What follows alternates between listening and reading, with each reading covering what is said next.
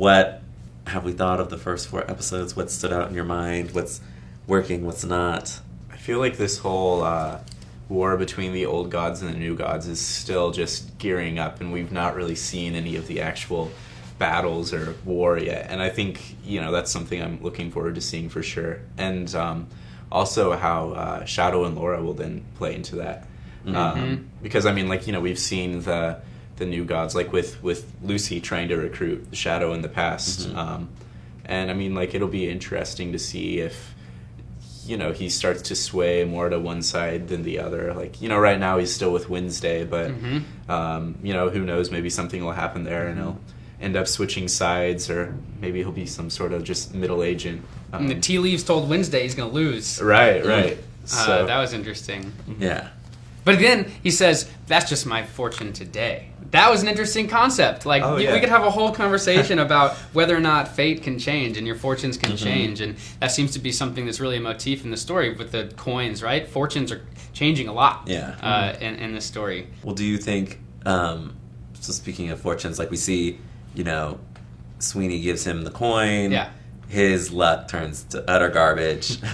We had a Final Destination homage, which was pretty funny, which is why you should never drive behind trucks that have a lot of things on them. Ever since I've seen Final Destination 2, I never do that. And then his luck gets thrown away, but now Shadow now has the moon, so maybe it's about preparing oneself or getting things that will enable you, the sacred implements, to use a term from Angels in America. Getting those things will maybe help in the battle. I don't know. Surely, like Perseus getting the invisibility hat and the flying, shoes before he goes off. Hercules has got to get his the blood to dip his super arrows in. And the impervious. Yeah, I think that in many ways this is that. He's gathering all the cool stuff he needs, the story is.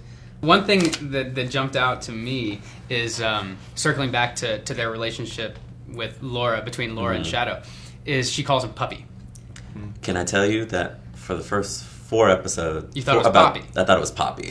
All of us, I think everybody did, right? And which is, because that's not uncommon. Yeah. And he's a big guy. But also, Puppy is actually the old Indo-European word for warrior. There was a warrior of 100 puppies, led by the mother of the puppies. So this was a structure of warriors that was led by not that there wasn't a paternal force, but the warriors, the group of 100, ancient Indo-European structure, all at least ceremonially drank the milk of the same mother.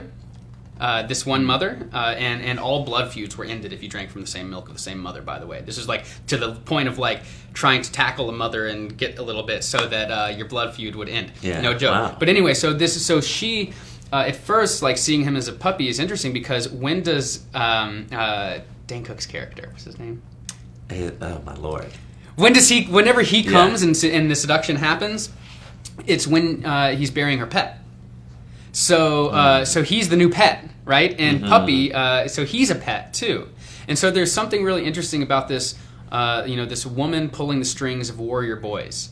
And if you see it, think about Sin City, for example. Perfect example of this manipulative woman that, the warriors would do anything for. And so he's very much in the service, early on, Shadow's in the service to her in this same kind of structural way. Yeah. Really weird little detail, but I was fascinated. No, that is fascinating because that's a change from the book, because my roommate is reading the book and he told me that it was she called him he told her to call him Puppy because they couldn't get any pets. So he's like, I'll be your puppy. Interesting. One thing that I'm particularly fascinated by with the cat that I think is going on with, I shouldn't call her what I call her in my head. What's the woman who consumes people? Bilquis. So I think she is like that. She has the effect that cats have on rats that have eaten cat poop and have gotten this famous bacteria in their brain that comes from eating cat poop. And that if a rat has eaten cat poop, it will literally walk right up to a cat and get eaten. Really? And actually they find that people that are in motorcycle accidents have a higher frequency of having this bacteria in their brain than the control groups, because this does make anybody more less risk averse who has this bacteria in their brain, and it can come from being very, very close to cats. And so there is something that maybe a fearlessness that comes with that, but I'm really interested in that, and that character that just kind of people just walk right up to their death like it's a bug into the light, and that's what cats literally do to rats when they this is definitely not selling me on getting a cat. But let's talk about Bilquis, since you mentioned her. Okay. One of my favorite characters for the time, the 2 seconds that we spent with her, in probably my second favorite scene of the show, the one that's been haunting you. I can't rewatch that scene. Where she basically devours a man during sex. Which, it's one of the first moments in the show where you're like, okay, like, they're going there. This is, we're dealing with deities that are sort of beyond our comprehension, but it's also playing on our fears as humans. And yeah, what did you? And then particularly when she goes to the museum and sees her form, and the jewels, where the jewels rise up as if they were on her body, I thought was really interesting, because we know that she's in sort of a lowly station. But yeah, what are your thoughts on Bilquis? I think she's getting ready to make some big moves for sure. Getting all charged up with these human lives, so she can do something. I don't know. Maybe she's getting ready for the war with. I'm guessing she's on the side of the old gods. I hope she's not against whatever side I am. Man. I'm telling you, I'm gonna have nightmares. But yeah, I mean, it'll be cool to see like what happens there. I'm not sure like what deity she's modeled after.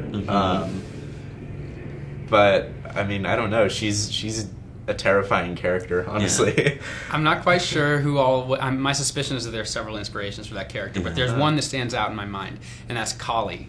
If you remember Kali Ma, from Indiana Jones, right? But Kali, if you see an image of her, she is taking babies from her womb, lifting them to her mouth, and eating them immediately. This is her iconography. So she represents. The closed cycle of life in the mother, right? The mother gives birth, but she represents the entire cycle of mortality. It all flows from her and through her. But she's also like, you might think of her as the earth, right? Womb to tomb, right? So you're born from the earth, but then you're buried back in the earth.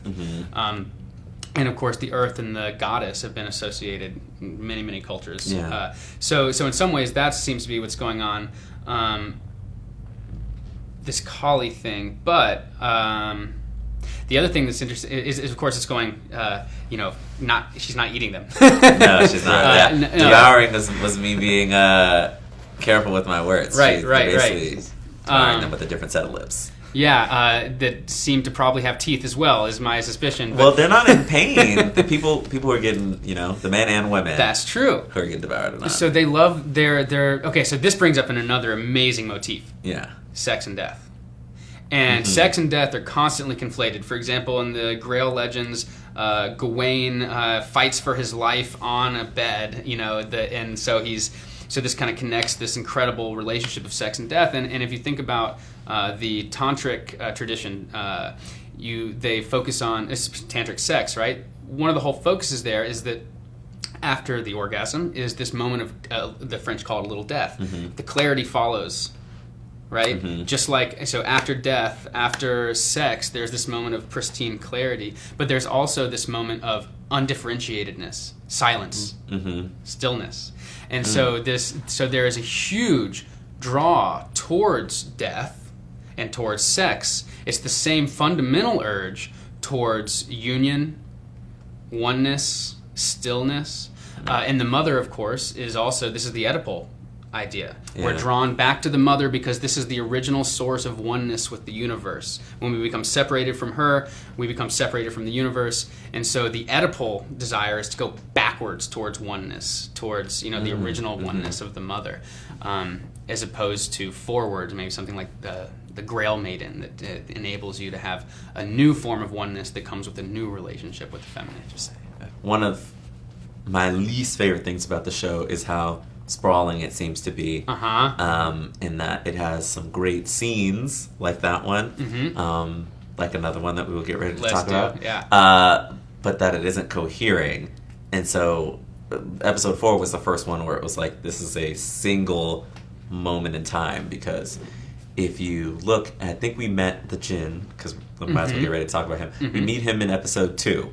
And he is wearing the clothes of Salim, who we don't meet until the middle of episode 3 in the Coming to America sequence that normally preceded all of the action in the previous 2 episodes.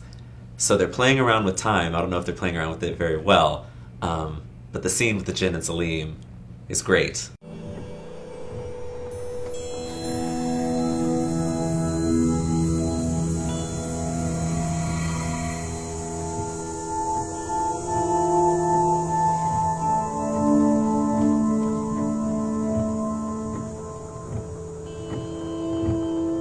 My grandmother once sworn that she had seen an Efritor, perhaps a merit, late one evening on the edge of the desert.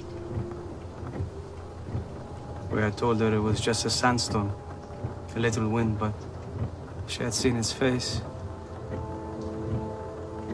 and its eyes, like yours, were burning flames. I think it was interesting because we've seen sort of the old gods and the new gods, and how we've only seen 2 of the new gods, but they're sort of living life completely unbothered.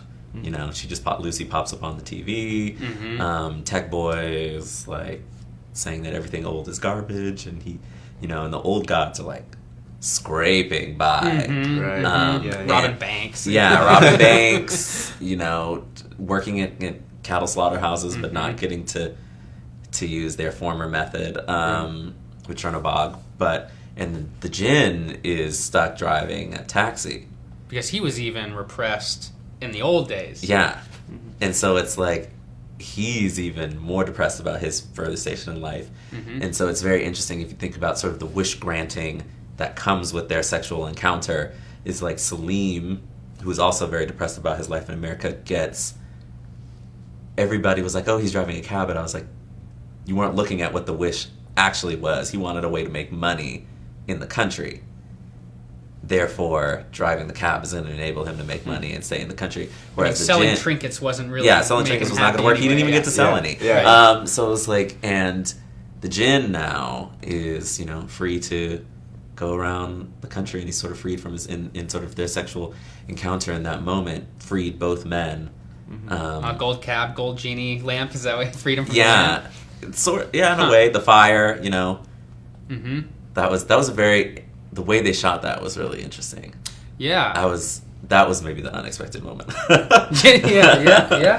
Yeah, I'm really looking forward to them continuing to play with media. They've only, I don't want to say this because I want to come back to the fire situation, but the media thing, I love, they want to be worshipped. And what did she say? She says, time and attention, better than a blood sacrifice. Yeah. Right? Like, they just want the time. And that is an amazing cultural statement, I think, and if you watch the Super Bowl, halftime show, it's like, this thing is, it makes you want to get conspiratorial. Those things are so ritualistic and so worshipy of this weird scenario. But what I want to say about that scene with the fire, this plays on a really old motif of semen being associated with fire, and the masculine being associated with fire, and the feminine with the earth, the material. So notice that when you died to the woman, consumption, the flames went out. Oh, right. He gave a flame. So the taking of the flame and the giving of the flame. Okay. And so you see the taking of the flame. This goes back to something like Meleager, right? When your firebrand burns out, you're dead. Like this association of your fire, your torch. When your candle's out.